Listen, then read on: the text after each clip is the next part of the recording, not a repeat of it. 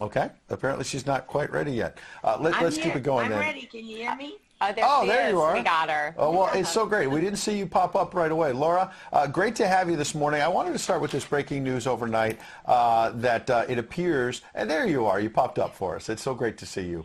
The Daily Mail has a very interesting story that's saying that Vladimir Putin essentially may be running out of bullets, that he might have a week and a half, 2 weeks max. He's losing warplanes, tanks, all the rest of it. He obviously went into this thinking he was going to bulldoze his way through Ukraine. He's obviously caused a lot of destruction. Don't want to minimize the fact there's over 2 million refugees. But this has not gone as well as Vladimir Putin expected. I don't buy it for a second, Ed, I'll be honest with you. I really think that there's so much misinformation. We've never really seen anything like it. I mean, I've been covering wars now for 35 years, and I have never seen people with their nails done in the Ukrainian flag, right? I mean, we're being corralled into this box where we either have to hate Vladimir Putin and believe everything evil that's said about him and love Ukraine, and there's no in between. And that reminds me a lot of, you're either, a white supremacist, or you go with the Democrat narrative on everything under the sun. So Vladimir Putin knew exactly what he was doing when he went into Ukraine. The Russian military isn't perfect. They, for example, I've spoken to multiple defense specialists and intelligence specialists from a Defense Intelligence Agency who've studied the Russian military for years. They do have a difficulty mounting complex air operations because they do very little training hours in comparison to, for example, the United States air assets, right, our fighter jet pilots. But Russia is not struggling. What Russia has done from the very beginning has been very strategic. They didn't go straight to Kiev. They went to all those bioweapons laboratories that are scattered all over the country. Some of them they built, so they know where they are. They've known where they are since the Soviet Union, because under the Defense Threat Reduction Program, we went in after the fall of the Soviet Union and supposedly turned those facilities from bioweapons labs into public health labs. Although, these days it's hard to believe anything that our leaders tell us, because they've lied about COVID, they lied about Russia collusion, they lied about the Ukraine impeachment trial, and there's so much more going on in Ukraine that nobody is talking about. You see such dishonesty when it comes to the history of Ukraine. You see dishonesty when it comes to the Azov Battalion, which is funded by the US and NATO. I mean, you can find pictures of them online holding up the NATO flag and the swastika at the same time. Their own emblem contains the black sun of the occult, which was a Nazi SS emblem. And it also contains the sideways, lightning insignia of the SS. I mean, this is on throughout the Ukrainian military. You can see that black sun of the occult on their body armor, even on the female soldiers who are paraded in front of the world as being, such an example of Ukraine's independence and spirit and nobility. Even they are wearing the black sun of the occult. And, the White House wants you to believe, well, this doesn't matter, it's just a small number of troops. It's not true. The Azov Battalion has been murdering its way through eastern Ukraine. Yeah. We don't want to admit this. This was why Crimea voted for independence. This is why Crimea wanted to be with Russia. Because we in the media, in the Western media and in the West, won't acknowledge the reality of what's gone on. Western Ukraine backed the Nazis. It was a headquarters for the Nazi SS. The CIA under Allen Dulles actually gave immunity from prosecution to the Nazis of Ukraine from the Nuremberg trials.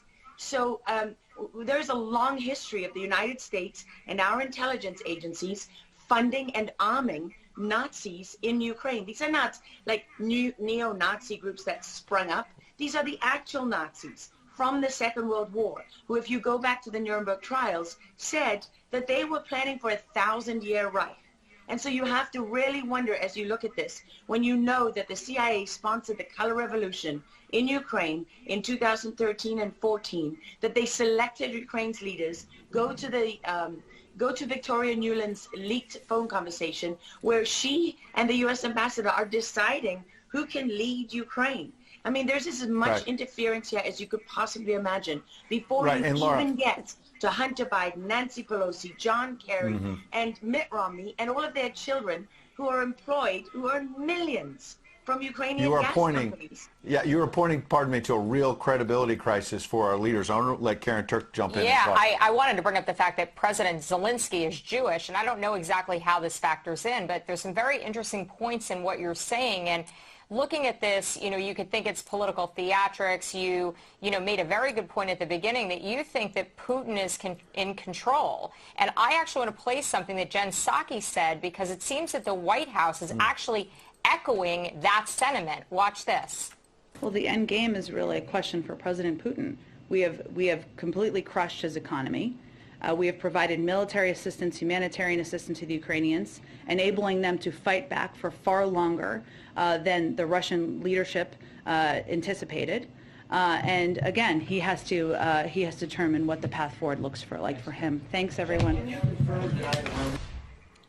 He's determining what this looks like, and I think that's a lot of what you said, Laura. I'd love to get your thoughts on that, what you just watched.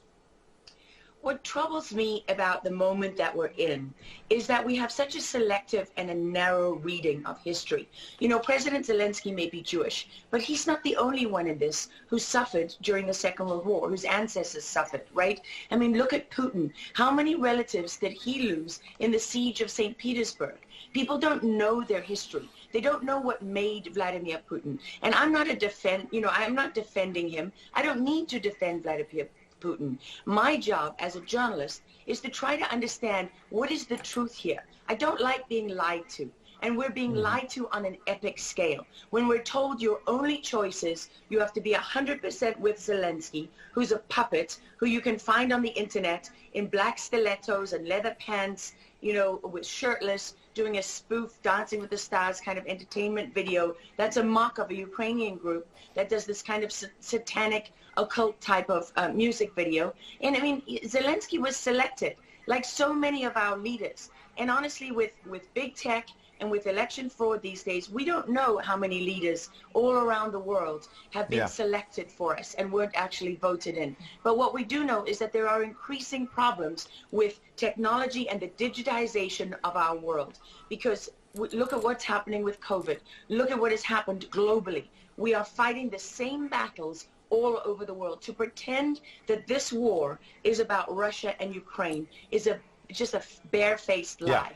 If Putin has been warning for 15 years that he is not going to stand by while the globalists take over the world, build bioweapons facilities and whatever else they're doing in Ukraine, Ukrainian oligarchs. Ukraine has been a center of money laundering for, many of the leaders in this country. For how long? Billions of US dollars have been laundered through Ukraine, and we say nothing about it. These are our tax dollars. I mean, before the impeachment trial, had you ever heard of anyone in the United States, us bringing in foreign governments to the White House for anti-corruption training? I mean, does nobody question these things? Why do we not question them? We have an idiot like Lieutenant Colonel Vindman who goes at the impeachment trial and sits there as a lieutenant colonel. He didn't even make colonel. And he's telling the President of the United States what his policy should be. You have a traitor in the form of Maria Yovanovitch, who was Obama's ambassador, who's telling Ukrainian government officials, don't listen to the will of the American people. Don't listen to the election results. We are the true leaders of America. I mean, and then people object when the woman isn't even fired. She's given a cushy job for life at Georgetown University at the expense of the U.S. taxpayer. And we're told that the President of the United States cannot say to his foreign counterparts, that we want you to look into something. But Joe Biden, he can withhold as much aid as he wants to. I mean, there's so much hypocrisy and dishonesty here, and Ukraine is at the center of it all. Go back to Russia collusion. Go to Alexander Chalupa. Go to Eric Karamella, the whistleblower who went to work for Adam Schiff, who wasn't really a whistleblower, and all those corrupt people in the deep state. And you know what? The deep state isn't a theory. It's not a conspiracy theory. It's an actual deep state. Look up the SES, the Senior Executive Service, because when that bureaucracy was ushered into law in the United States of America, that's when we got a bunch of unelected bureaucrats pulling the strings behind the scenes. And these are the people that keep lying to us. Absolutely. And pardon me, we've got a live chat where we're streaming on Getter, for example, and I'm watching it as you're talking. People are talking about how you're dropping truth bombs and you're a real journalist. And I know that, having worked alongside you for many, many years when you're at CBS and many other places. And maybe they didn't want to hear the truth, but you're dropping those truth bombs now. Unfortunately, we got to hit a break right now. We'd love to have you back in the days ahead. We love having you on. Lara Logan, thanks for joining us on Real America's Voice. Thank you so much. All right. Well, we'll certainly have her back.